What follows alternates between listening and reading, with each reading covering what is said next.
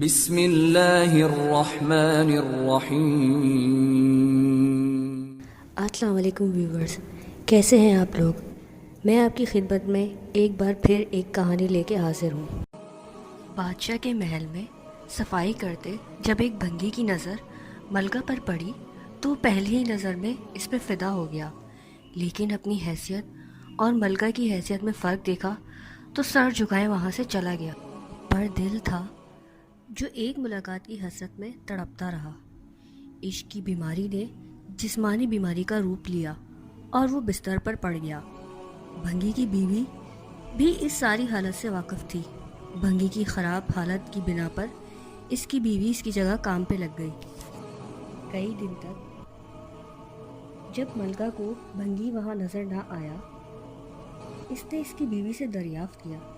بھنگی کی بیوی یہ سوچ کر گھبرا گئی کہ ملکہ کو اصل بات بتا دی تو نہ جانے کیا ہوگا، لیکن ملکہ اس کی گھبراہٹ جانچ کر اسے اعتماد میں لیا اور حقیقت پوچھی۔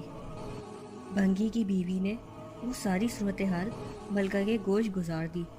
تب ملکہ نے کہا، اس سے ملاقات کا یہی ایک رستہ ہے، تم اپنے شوہر سے جا کے کہہ دو کل وہ شہر سے باہر جائے اور بس اللہ اللہ کرتا رہے، نہ تو کسی سے بات کرے اور نہ ہی کسی کا دیا تحفہ قبول کرے۔ ایسا کرنے سے جب اس کے چرچے بادشاہ تک پہنچ جائیں گے تو ملاقات کے راستے بھی کھل جائیں گے۔ ملکہ کا پیغام سنتے ہی بھنگی کی جان میں جان آ گئی اور وہ گداؤں کا بیس بدل کے ایک راستے پر جا کے بیٹھ گیا اور اللہ اللہ کا ورد شروع کر دیا۔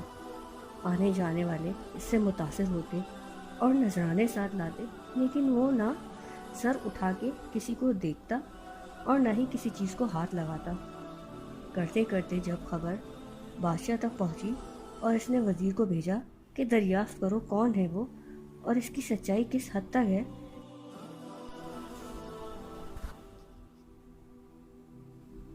وزیر نے واپس جا کر بادشاہ سے اس کی بہت تعریف کی۔ بادشاہ فیض پانے کی غرض سے خود چل کر اس کے پاس گیا۔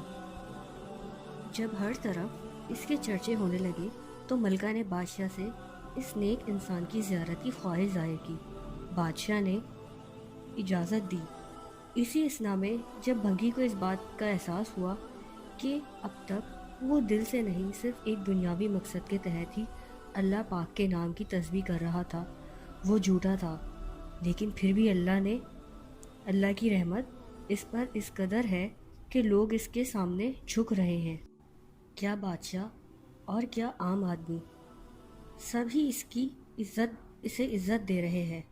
یہ کرامات تو صرف زبان سے وہ پاک نام لینے کی ہے، اگر سچے دل سے اس نام کی تسبیح کی جائے تو اور کتنی نعمتوں کا نزول اس پر ہوگا۔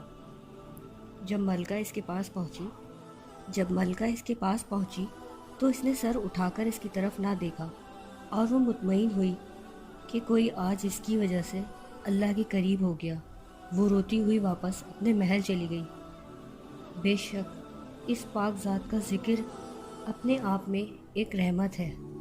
اللہ پاک ہم سب کو نیک ہدایت دے، آمین ثم آمین۔ اگر آپ کو یہ سٹوری اچھی لگی تو چینل کو ضرور سبسکرائب کیے گا اور کمنٹ میں مجھے ضرور بتائیے گا کہ آپ کو کیسی لگی۔